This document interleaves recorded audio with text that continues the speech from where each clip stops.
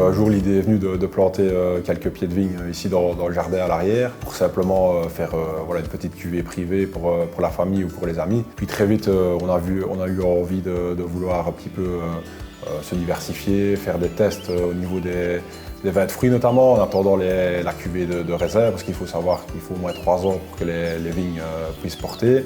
Donc du coup, on s'est entraîné sur les pommes et les poires pour pouvoir avoir un jus qui était prêt assez vite pour pouvoir commencer les fermentations et faire nos tests. De là, on en est venu à un produit de pommes et de poires qu'on a toujours dans notre gamme aujourd'hui.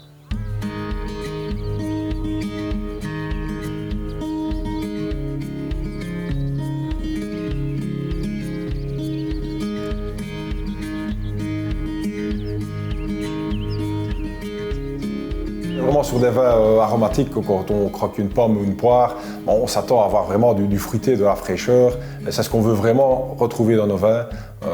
Voilà, vraiment des vins frais, fruités, notamment pour les étés, les apéros, c'est des produits qui sont vraiment très plaisants, dont on voulait retrouver voilà, les caractéristiques principales des fruits finalement. Il faut savoir qu'il faut 3 ans d'attente, c'est la moyenne pour pouvoir avoir une production sur des vignes. Et donc du coup, voilà, les premières cuvées, on s'exerce un petit peu et on est tombé aussi sur un produit mais assez fruité. C'est le choix de nos levures aussi qui sont fort importantes par rapport à ça, du type de produit final qu'on veut. On reste vraiment sur le côté fruité, léger, et voilà, idéal pour l'apéritif.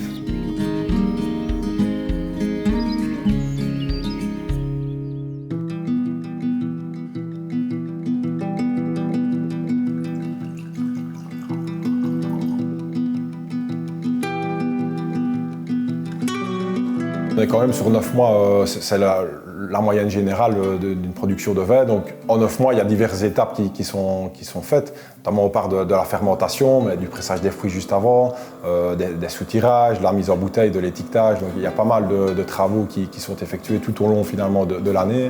Et donc c'est vrai que de se retrouver entre amis et en famille, ça donne une occasion aussi de participer à tous ces travaux-là et de continuer à trouver ce côté un petit peu festif et social finalement dont on retrouve le vin. Voilà, l'occasion de déguster les vins ensemble, les assemblages aussi notamment, de participer à tout ça, au choix des assemblages finaux, avant la mise en bouteille et ce genre de travaux.